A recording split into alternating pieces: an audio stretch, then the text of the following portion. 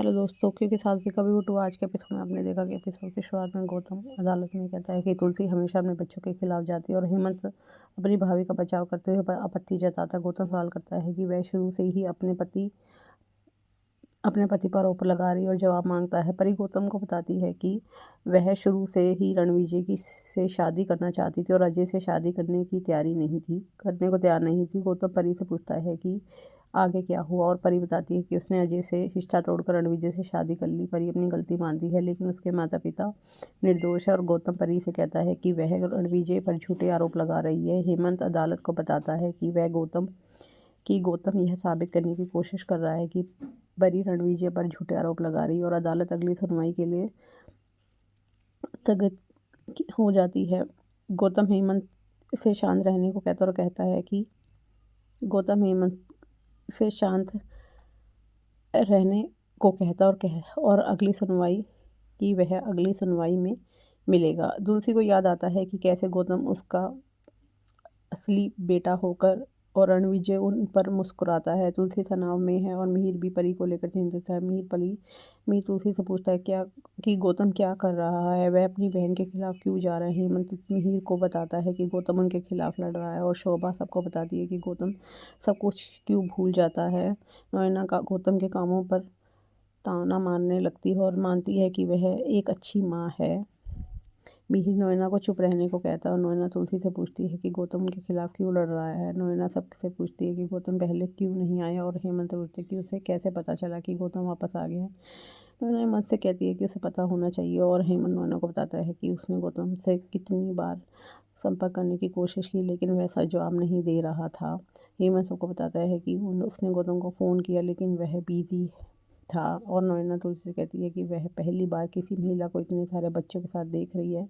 नोएना तुलसी को इतने सारे बच्चों के लिए ताना मारती है और तुलसी को अंश की याद दिलाती है। नोएना तुलसी को भारत की माँ कहती है और तुलसी मोइना को मुद्दे पर आने को कहती है। तुलसी नोएना को बताती है कि उसके कई बच्चे हैं, हर कोई उसे प्यार रहा है, इतने सारे बच्चा होना उसके लिए सौभाग्य की बात है। तुलसी को गर्व महसूस होता है और वह नोएना से को परेशान ना करने को कहती है। नोएना तुलसी से पूछती है कि वह समस्या को कैसे सुलझाएगी और तुलसी नोएना को बताती है कि उसका बेटा अंश था जिसे उसने नौकरी से निकाल दिया था। तुलसी नोएना को बताती है कि उसे पता होना चाहिए कि वह अपने बच्चों से कितना प्यार करती है। वह हेमंत को एक तरफ ले जाती है। तुलसी हेमंत से पूछती है कि क्या उसे यह करना ही है। तुलसी हेमंत से पूछती है कि क्या उसे क्या करना है और हेमंत तुलसी को भरोसा दिलाती है कि उसका काम हो जाएगा।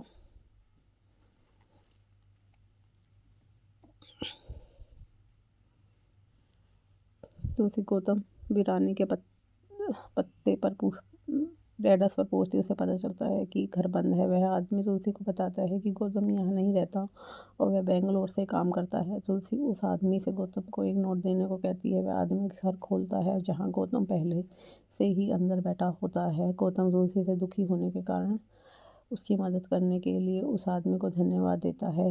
वह खिड़की से उसे देखता है। अंगद और वृंदा यह जानकर हैरान रह जाते हैं कि गौतम उनके खिलाफ लड़ रहा है। तुलसी वृंदा से कहती है कि वह गौतम के दर्द के सामने कुछ भी नहीं है। वृंदा तुलसी को बताती है कि अंगद परी से नाराज़ है और तुलसी को परी के लिए दुख होता है। तुलसी वृंदा से कहती है कि वह परी और उसकी बेटी को नहीं छोड़ सकती। वृंदा तुलसी पूछती है वह क्या करेगी और तुलसी बताती है कि गौतम से मिलने गई थी लेकिन वह घर नहीं था। अगले दिन गौतम अदालत पहुंचता और तुलसी उससे मिलती है। तुलसी गौतम से पूछती है कि उससे क्यों नहीं मिली या उससे क्यों नहीं मिली लेकिन गौतम चुप रहता है।